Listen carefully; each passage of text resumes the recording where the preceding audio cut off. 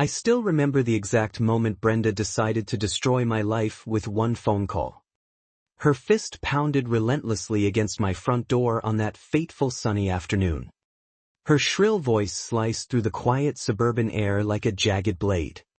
"This house is HOA property now and you are trespassing illegally here," she bellowed loudly. I swung the door open with my heart pounding but my face remaining calm. Brenda glared at me with pure hatred while already dialing 911 on her cell phone. She announced dramatically that she was reporting a squatter in the neighborhood immediately. I could not believe the level of delusion coming from this tiny tyrant. The afternoon sun glared down on her perfectly coiffed hair and furious expression. My hands trembled slightly but I kept my posture straight and confident. The overpowering scent of her cheap perfume mixed with fresh-cut grass outside. Let me take you back to how this ridiculous saga first started unfolding. My Aunt Margaret had passed away and left me her lovely suburban home in her will. The inheritance process went smoothly with the deed transferred into my name legally. This quiet cul-de-sac seemed like the perfect place to start a new chapter peacefully. But the HOA ruled everything with its endless list of petty covenants and restrictions. Brenda had been the president for years, thriving on her little slice of authority. She wore her title like a crown and enforced rules with gleeful vindictiveness. Her first complaints arrived in the mail about my grass being slightly overgrown. I mowed it the next day to avoid any unnecessary conflict with her. Then she nitpicked the color of my garden flowers not matching the approved palette. I changed them patiently, hoping to keep the peace in our little community. The bright daylight made every petty letter feel like a personal attack. But her demands quickly escalated into something far more sinister and controlling. One afternoon she claimed my inheritance violated a hidden clause in the HOA bylaws. According to Brenda, the transfer required board approval that I had never obtained.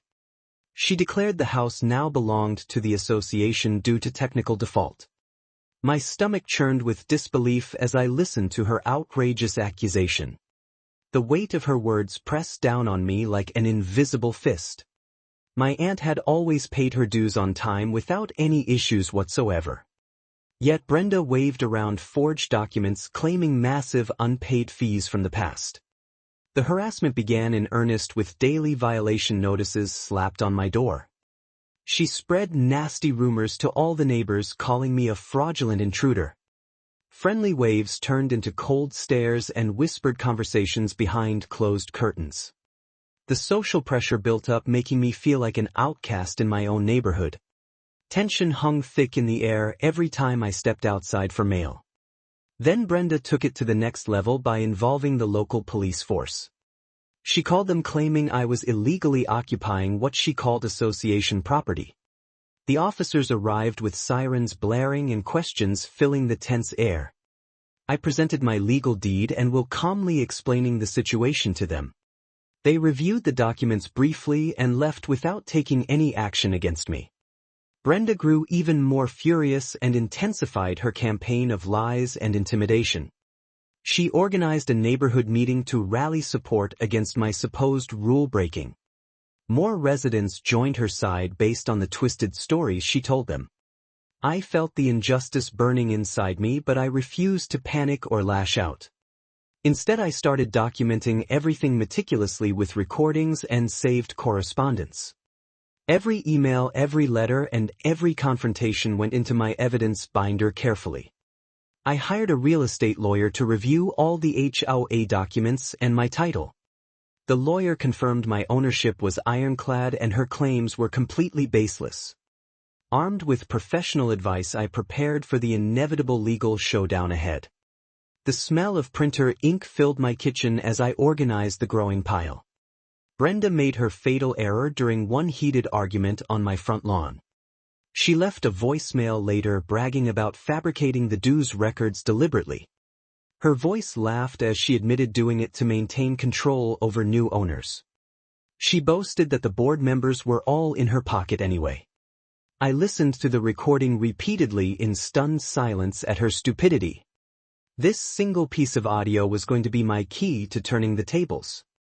I compiled all my proof including county records showing no outstanding liens existed. The certified documents from the courthouse proved my aunt's payments were complete. I requested an emergency meeting with the entire HOA board to present my case.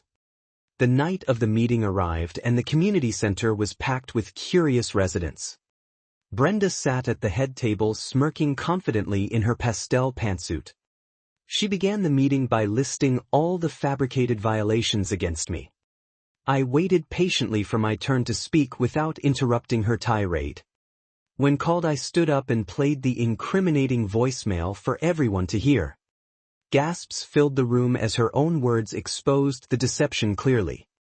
The fluorescent lights buzzed overhead while faces turned from shock to anger. Next, I displayed the official legal records disproving every single one of her lies. Board members shifted uncomfortably in their seats, exchanging worried looks. One veteran member asked Brenda point-blank to explain her unethical actions. She stuttered and turned red, unable to offer any plausible defense whatsoever. The other members quickly distanced themselves from her obvious abuse of power. By unanimous vote, they stripped Brenda of her president position, effective immediately. She gathered her things and fled the room in humiliated tears.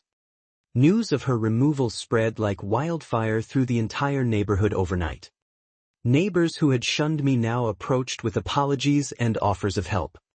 All the bogus fines and notices were officially withdrawn and cleared from my record. The inherited house felt truly mine again without the constant threat looming over it. I relax on the porch swing these days, watching kids play in the street safely. The evening breeze carries the scent of freshly cut grass and blooming jasmine. It is deeply satisfying to see how quickly her empire of fear collapsed. Brenda's obsession with petty control ultimately led to her complete downfall. In the end, a few pieces of paper and some smart recording proved enough. The neighborhood has returned to its peaceful state with a new board in place. I smile softly whenever I think back on the entire crazy ordeal now. Sometimes the sweetest justice comes from letting the bully expose herself completely. And in this HOA drama, the little guy won without firing a single angry shot. Power-hungry Karens like Brenda always underestimate the power of truth and preparation. But at least I got my home and a killer story to share with the world. The quiet evenings now feel like a reward for staying calm through the storm. Every time I water the flowers, I remember how close I came to losing it all. Life in this suburb finally matches the postcard picture it always promised. And deep down I know one overreaching Karen can never steal that peace again.